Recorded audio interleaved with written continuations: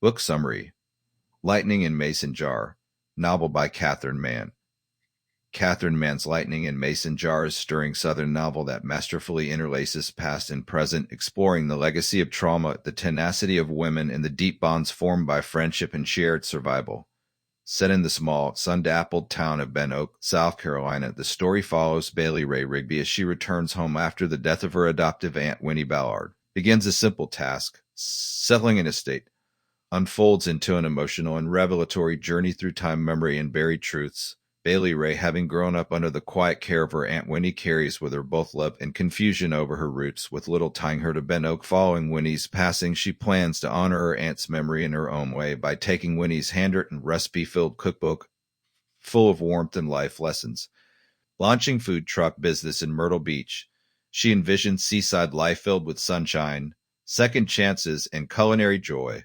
But her plans are quickly derailed when a mysterious young woman named Marley appears in town holding a copy of the exact same cookbook. Inside it, Bailey Rae finds more than recipes. She discovers a ciphered message carefully hidden in annotations and ingredient lists that leads to secret safe house network designed to protect women, fleeing abuse and danger. Marley's appearance is no accident. She's seeking refuge, and Winnie was the last known contact she had. What Bailey Rae assumed was a simple life led by a kind-hearted Southern woman begins to unravel. Who was Aunt Winnie truly? Why did she keep the secret so well hidden? And how many other women had passed through Ben Oak's safe house network, escaping brutal past through the coded comfort of food and whispered promises? To uncover the truth, Bailey Rae dives into her aunt's past, following the threads of hidden life that began over 50 years earlier. In the late 1960s, Winnie Ballard was bright and spirited Southern debutante from prominent family. Yet beneath the polished surface of privilege was harrowing reality. Violently abusive marriage that left her battered physically and emotionally. Trapped by societal expectations and familial pressure, Winnie's options were slim. One day she made the choice to disappear. Her escape marked the beginning of an entirely new life. One defined not by wealth or reputation, but by resilience and defiance. On her journey, Winnie met two other women with stories of their own. Leela, nurse who had endured years of emotional manipulation, and Ruby, preacher's daughter whose own trauma led her to walk away from the pulpit's shadow. The three formed an unbreakable bond and radical idea.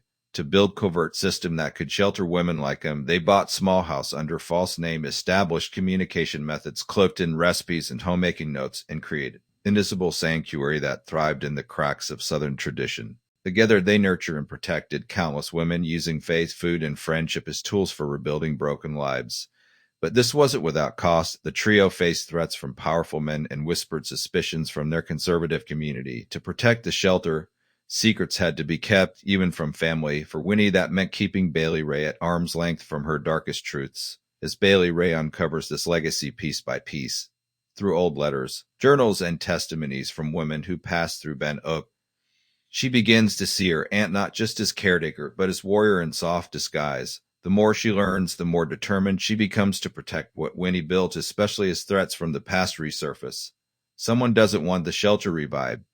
Anonymous notes, menacing visits, and subtle intimidation begin to shake the fragile peace of the town. Despite the danger, Bailey Rae finds unexpected allies. The local librarian, once childhood friend, shares what she knows. The sheriff's deputy, whose mother was once sheltered by Winnie, provides protection.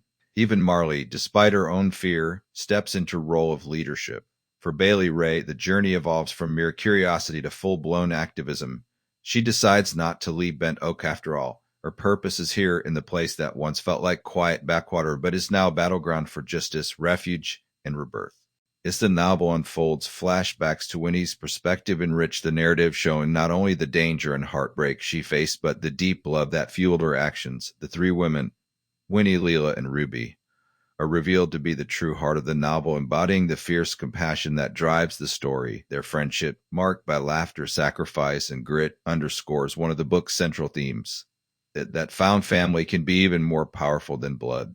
By the novel's climax, Bailey Rae reestablishes the shelter in Winnie's name, recoding the cookbooks, modernizing the network, and welcoming a new generation of women into safety. She trades her food truck dream for something more rooted and more profound. While grief still lingers, it's now braided with pride and purpose. Lightning in Mason Jar is more than a tale of family secrets.